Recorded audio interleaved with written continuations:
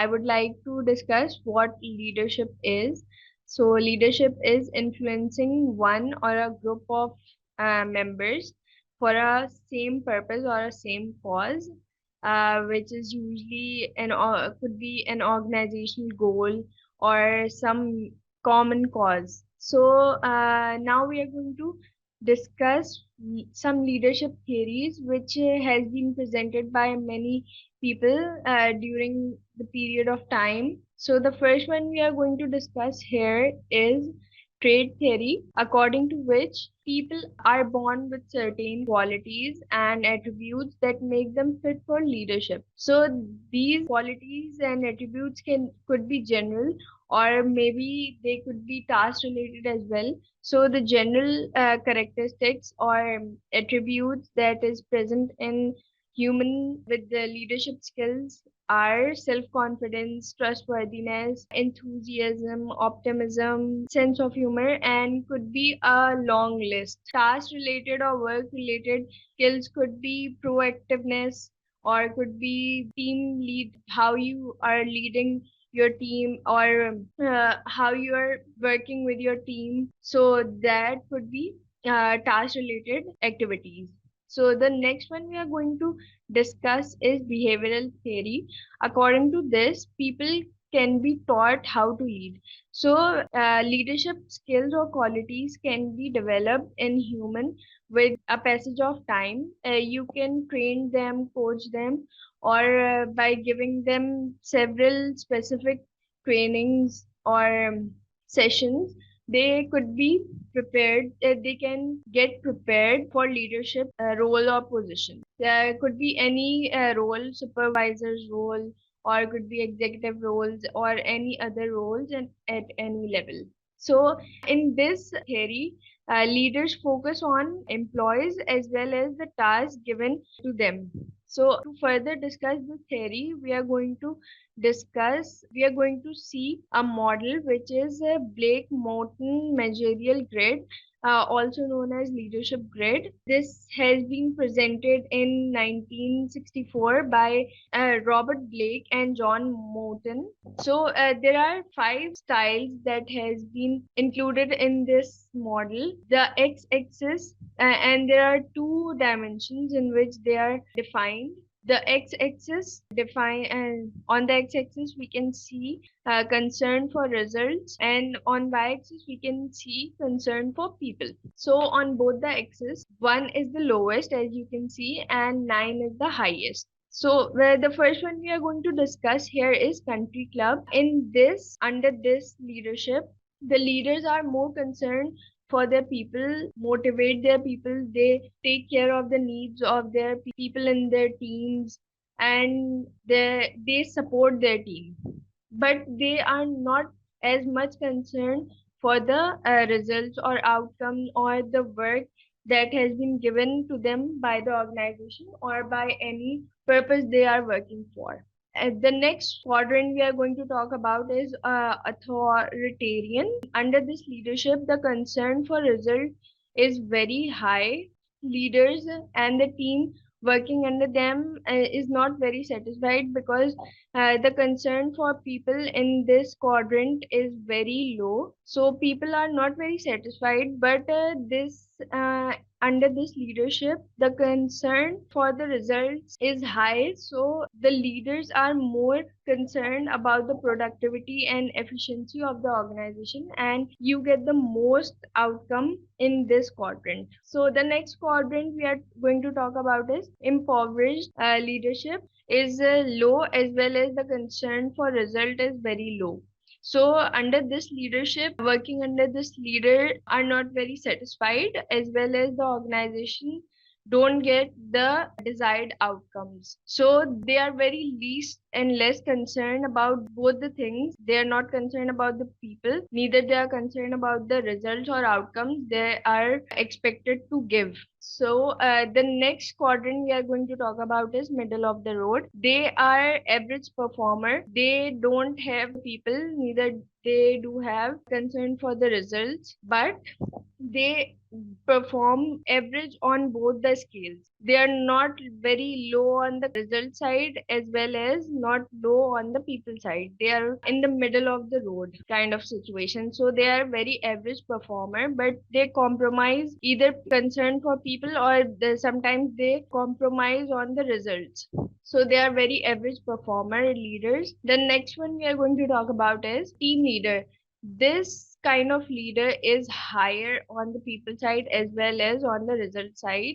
They keep the team working under them, highly motivated, and give the required results they are expected to perform. So the organization in which these types of leader are working, they are very productive, they get successful very quickly, and they are very smooth. They run all the operations very efficiently, all the office operations very smoothly. So these type of leaders are higher on the people side as well as on the result side. So the executive, the top level management as well as the team is very happy with these type of leaders. So we can use this model for choosing styles and plotting our leaders according to their skills and abilities. In this model we can put and plot our leaders according to their skills in this model. So the next one we are going to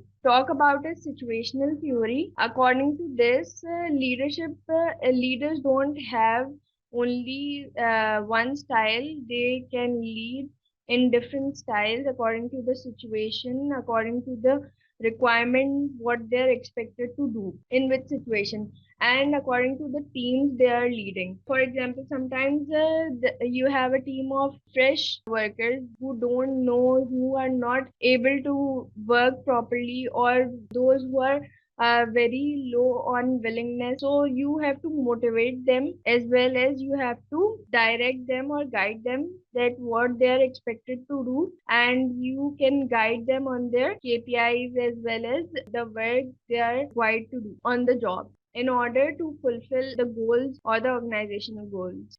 So this leadership is built on behavioral theories because the leaders are expected to perform different styles at the same time. So if you have qualities and skills according to the behavioral theory, you can change their styles according to the situations, what situations they are facing, what kind of team they're leading. Is their team very competent, very able to do what they're expected to do?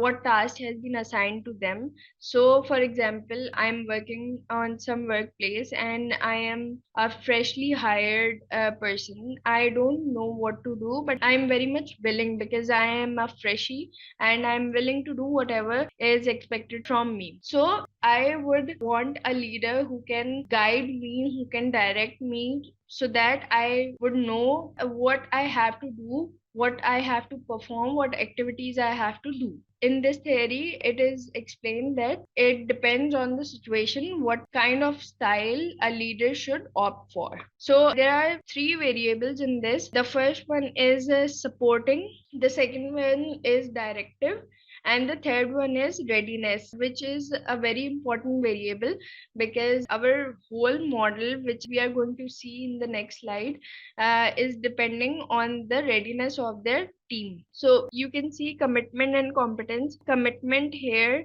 means that how willing you are to do a particular task, and by competence they mean ability, that if you are able to do the task you are assigned for. Moving on to the next slide. So here you can see a model which is Hersey and Blanchard situational model of leadership. This has been created in 1970s by these two people, John Hersey and Kenneth Blanchard. So they proposed a model, and according to this, the leaders choose a style according to the team's the readiness of the team, as we discussed in the previous slide. So you can see these two models, they are same models but they are more defined. The extreme right one is more defined, and the extreme left one is overview of the model. So you can see two axes. On x-axis you can see directing, and on the y-axis you can see supporting. So we are going to start with telling. The light blue quadrant you can see here. So the first one in this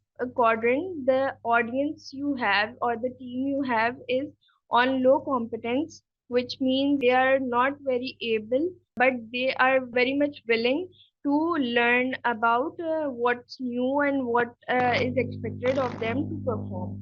So in this type of team, you are going to opt for directing leadership style, which is you are not going to support them very much, but you are going to guide them and direct them of their responsibilities and duties. On the second quadrant, which is maroon quadrant, here in the first model, which is selling, maroon quadrant where you can see selling, here we are going to offer coaching leadership style. Why? Because the audience or the team we are going to lead is somehow competent. They know what they're doing, but they don't have willingness, so they need more support and motivation to work on the given task or on the given goal. So they need more support and more direction. In the third quadrant, we are going to opt for supporting leadership style because the audience here is on the growing competency, which means they are moderate on both sides. They know what they are doing, but they are not able to take decisions on their own. So they do need support as well. They need motivation instead of direction in their work. In fourth quadrant, we as a leader needs to opt for leadership style, which is delegating.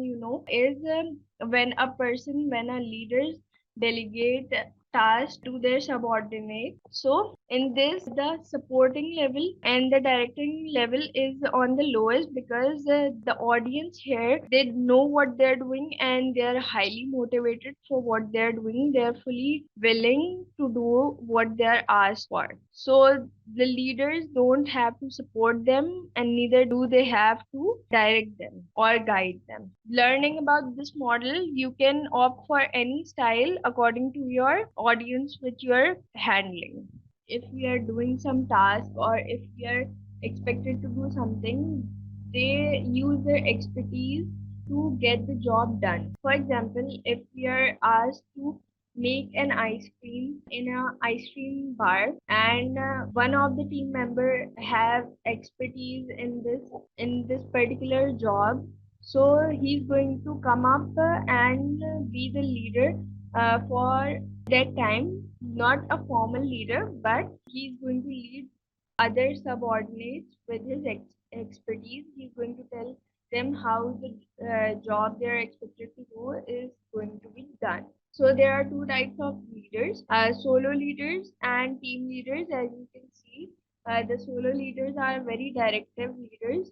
They direct people. They expect their team to follow them instead of taking advices or suggestions from them. He or she or the leader expects its team to follow the rules or whatever he says, follow it. So they are very much involved in whatever they are doing.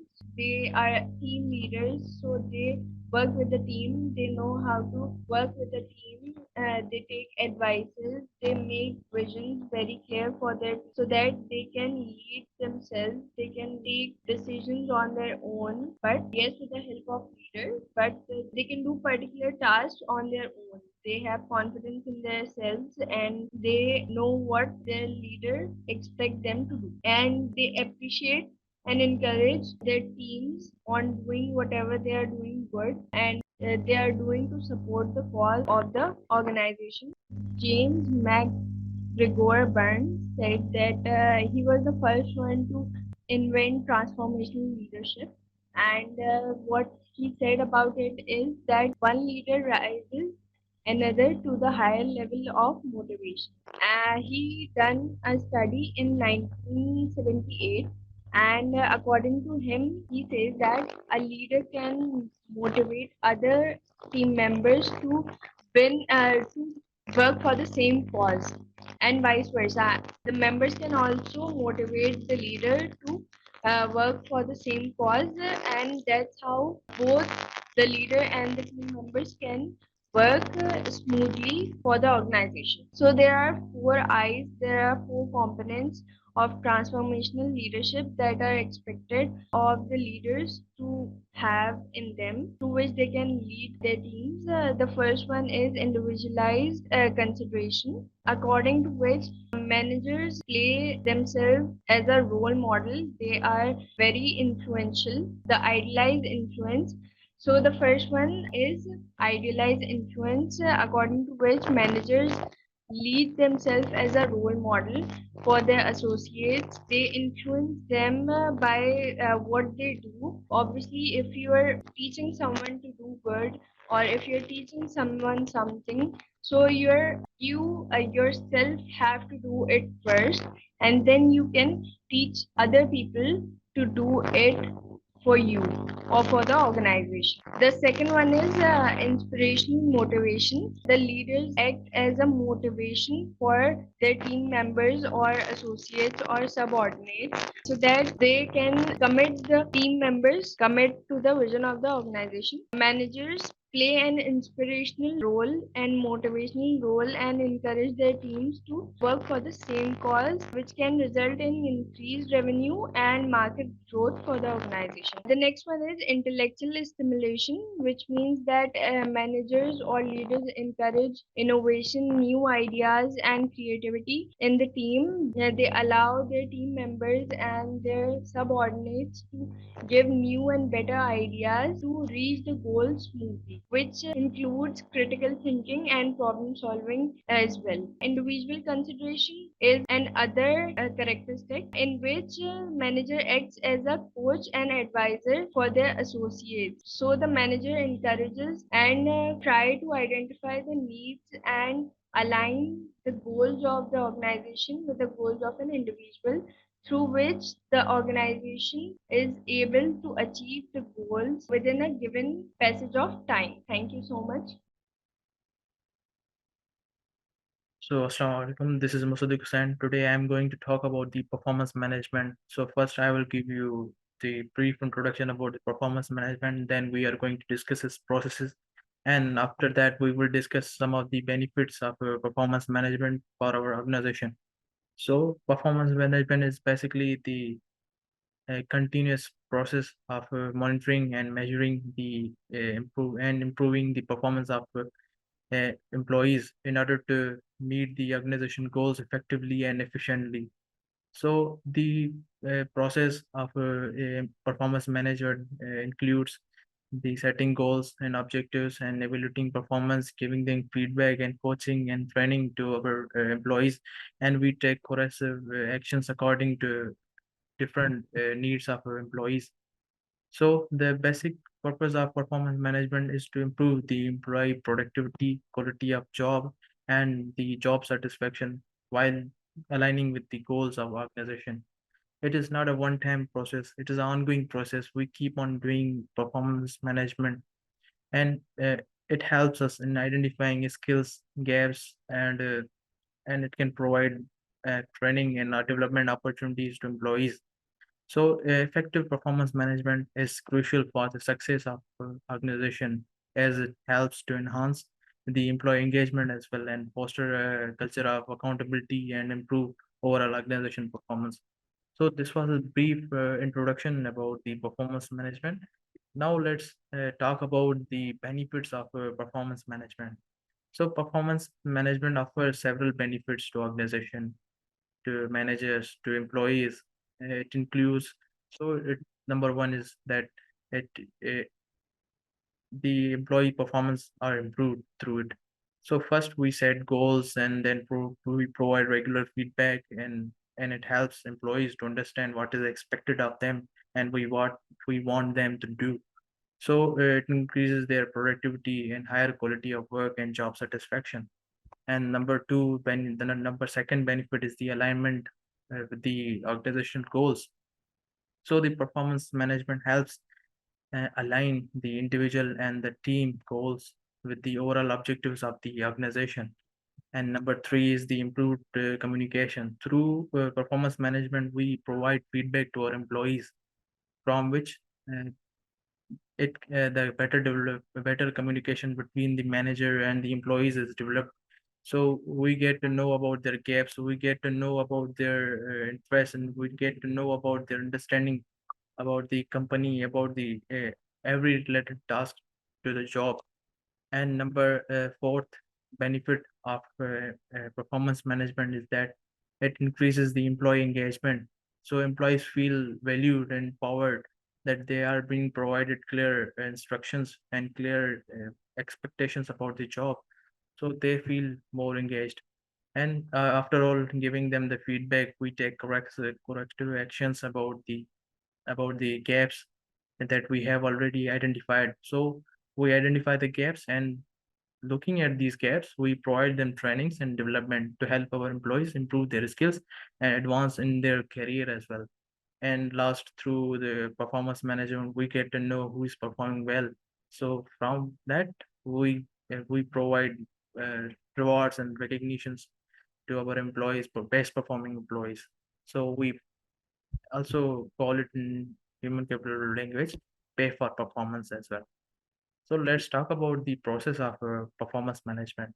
So the performance management can include several steps, but according to the journal or major articles that provide that you are the articles are number one. It says that number one process is the step is the goal set. We first clearly set a specific goal and measurement goal for our employees, and these goals need to be aligned with the organization's mission and vision as well. And number two is the performance planning. And after developing a goal, we plan that how we are going to support these roles and responsibilities. And afterward, the third step is the performance monitoring. We regularly monitor the performance and we track the process about our goals and objectives. So this can be regularly done on regular check-ins and progress reports. And number fourth step is the performance evaluation. At regular intervals, just like quarterly or annually, the employees are evaluated against their goals and objectives, and this evaluation can be based on different criteria, just like a key performance indicators, just like KPIs, and that should be supported by feedback from the employees manager and their colleagues as well. And number fifth step is the performance feedback. So after performance evaluating, the feedback is provided to the employees and highlighting their strength and their weaknesses and their gaps and skills and other things. And number six step is the performance improvement. So if the performance is in below expectation, so a performance improvement plan, which we call PIP, is developed in order to address the improvement areas for our employees and the support resources are given to the employees to improve their performance. And in last comes the reward and recognition. Best performing employee gets the best reward. So, so these are the some of the processes. Now let's conclude the overall our topic of presentation. So the performance management is a critical process that enables organizations to monitor and improve employee performance in alignment with the overall organization goals. Setting goals and setting goals and specific goals and monitoring process and evaluating performance, providing feedback, and all of these are the part of the performance management. So now effective performance management can be result in increase in productivity, employee engagement, and job satisfaction, which overall concludes in the overall uh, performance of an organization, and it helps them to achieve their business objectives. So what we need to do is we need to implement a performance management process effectively so that organization can ensure that employee have a clear set of understanding about what is expected of them and how and what they need to be succeed in their job roles. So it is essential that the performance management process is fair and objective and transparent with the regular communication between the employee and manager. And overall, uh, performance management is a vital tool for organizations to achieve their goals and improve employee satisfaction and drive a better business opportunity and outcome. Thanks. This is all about my presentation. Thank you.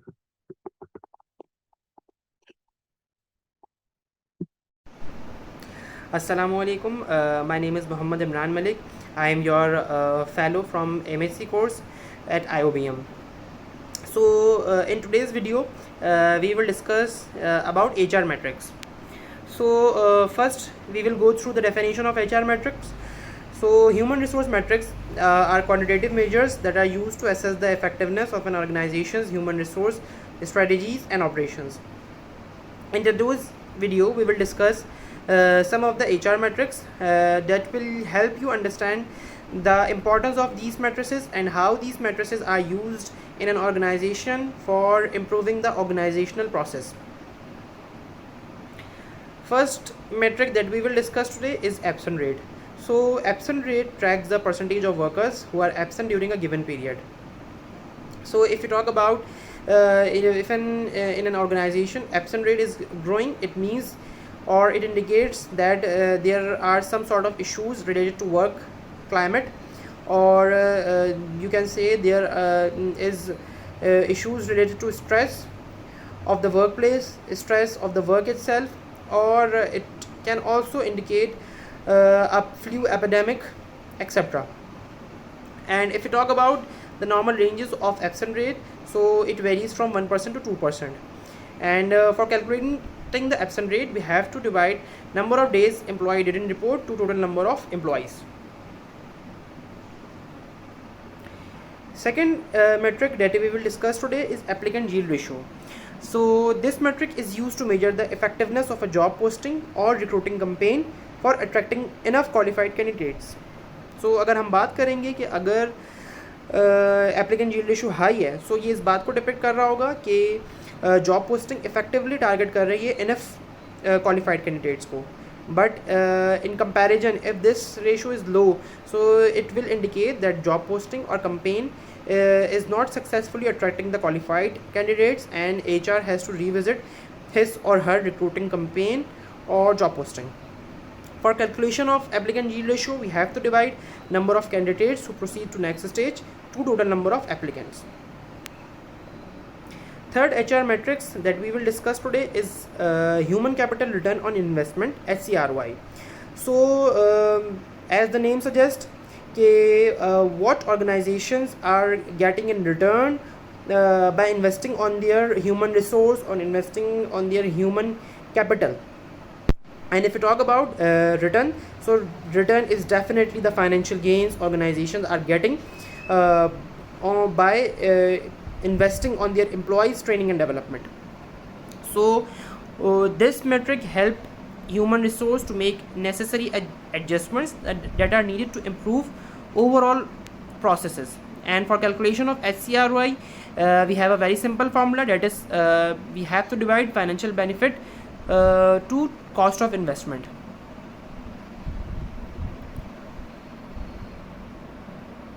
Then metric that we will discuss today is human capital value added, HCVA.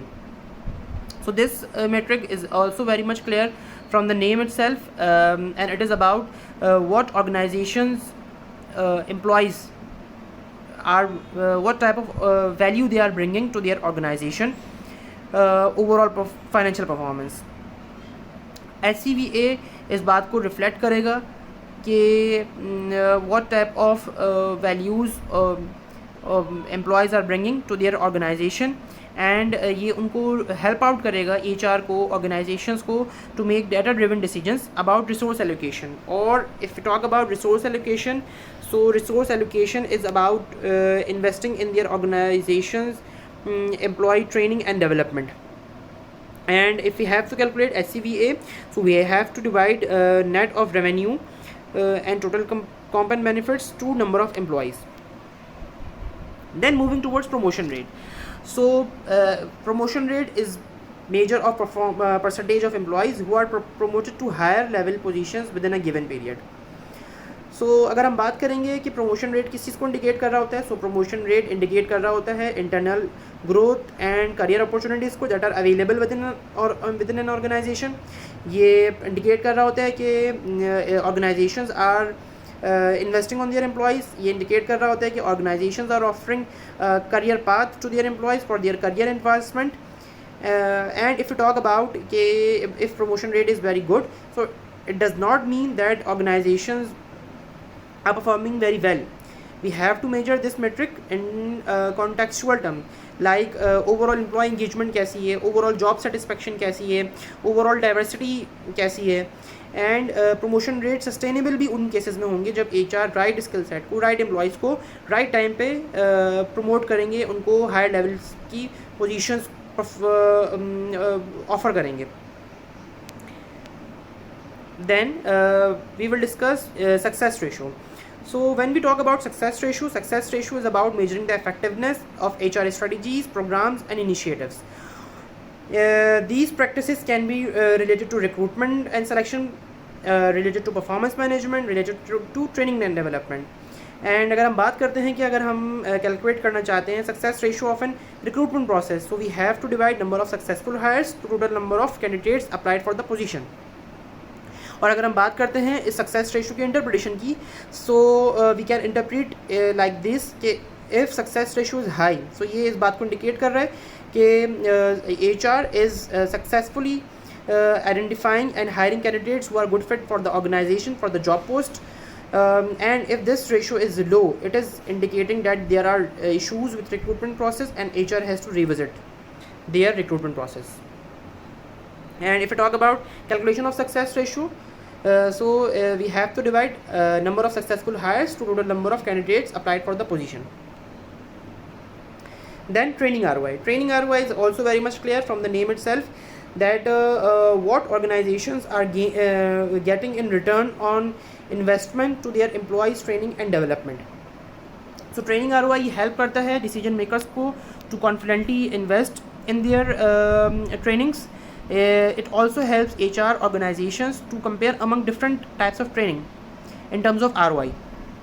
और अगर हम बात करेंगे कि how we have to calculate training ROI, so we have to divide net of net benefits and total training cost to total training cost. Second matrix that we will discuss today is turnover cost. So turnover cost refers to the financial and non-financial cost associated with employee turnover within an organization. So turnover से related organisation को जिस भी type का cost incur हो रहा है, either direct cost incur हो रहा है, आइदर इनडायरेक्ट कॉस्ट इनकर हो रहा है, ये जो है वो इंडिकेट करेगा टर्नओवर कॉस्ट को to an organization. And if we talk about direct cost, so direct cost is related to expenses related to hiring, training a new employee, onboarding cost and cost like these. And if we talk about indirect cost, so indirect cost can be related to loss of productivity, can be related to low employee morale, can be related to reduce customer satisfaction and cost like these. So these all direct or indirect cost contribute to turnover cost. Then we will discuss our last matrix for today's video, that is turnover rate. So turnover rate is simply the percentage of employees leaving the organization. और अगर हम बात करेंगे कि वो कौन से factors हो सकते हैं जो टर्नओवर रेट को इंक्रीज़ कर रहे होंगे, वो फैक्टर्स होंगे like factors related to stress, factors related to job content, और you can say factors related to demographics. These types of factor can contribute to turnover rate. और अगर हम इस चीज़ के बात करेंगे कि how HR can improve turnover rates, so they can improve by modifying their hiring strategies or offering competitive market prices or competitive market salaries to their employees, or they can also create an environment where employees feel free to share their opinions, feedback, and accordingly HR can make decisions related to their feedbacks. And if you talk about the calculation of turnover rate, so it is simply we have to divide the number of employees left terminated during period to number of employees at the beginning of the period. So Okay, Assalamualaikum. This is me, Sarov. Today, the topic I'm presenting is nine box grid. Basically, what is nine box grid? A nine box grid we can use to measure the measure and employee performance into the organization. Nine box grid is used to measure the performance of the employee into the organization, how an employee perform into the organization. By checking their target, they are achieving their target on time, or by collecting the data from the different resources into the organization. Then we measure them by using this nine box grid. Uh, these are the nine boxes that help us to measure the performance of the organization, performance of an employee into the organization. First box, well, when we talk about the first box is called the underperformer. Who are the underperformer into the organization? The underperformer have their performance is low and their potential is also low. They are not a good fit for the organization. They are not performing their target on time, and they have no such potential to take a next step into the organization. So organization is not happy for that client. For that kind of employee, organization want them to say goodbye. So these are the not good fit for the organization. So this is the one box that tells us about the underperformer into the organization. Then we talked about the second box. What second box said? The second box is all about the is called the effective. What does that mean? Basically in this box we can identify employee performance and their potential. The employee performance is very basic, but they have some kind of potential to take a step into the organization. So basically, organization don't have to say goodbye to that kind of employee. Organization have to give them a second chance. Maybe uh, they can learn and do something good for the organization. Then we talk about the third box. What is the third box saying? The third box is basically name is called valued contributor. Who are the value contributor into the organization? The value contributor into the organization are those employees. Their performance are high, but they are good in their role. They are achieving their target on time according to their role, but their potential is basic. Why their potential is basic? Basically they are the one who are good at their job. What role we give them to the organization, they are performing their role well, but they have no potential, they have no future potential to think out of the box or to think creative. So we have to give them learning, or we have to give them the new task time to time to check their performance for the organization. Then we talk about the fourth box. What is fourth box saying? The fourth box is saying is called the underachiever. Basically, who are the underachiever to the organization? Their performance and current they are performing their current role. Their performance into the current role are not very good, but they have some potential. So basically, we have to change their roles or targets so they can achieve more into the organization. Basically we have to switch them in different departments so they can so we can check their performance. Are they performing on different roles good, or so we have to switch them, or we have to change their roles and targeted to check their performance. Then we talked about the fifth box. What is fifth box saying? Fifth box is the employee who is the key employee for the organization. Basically, who are the key employee to the organization? The key employer are those who are performing and showing the sign of potential. Their performance are good and they are showing the sign of potential into the organization. Basically, they are performing their current role very well, but they also have a potential to think out of the box, or to put their points into their roles or their targets. They are the ones who want to achieve something in their lives. So they are the good fit for the organization. Then we talk about the sixth box. Who are the क्या कहते हैं, who are the employees that are fit into the fit in this box are the higher they create the higher impact of the organization. How? Basically they are very good what they are doing for the organization, what they are performing for the organization. Their results are very good, they are achieving their targets on time. They have the ability to take to take stretch roles. What are basically the stretch roles?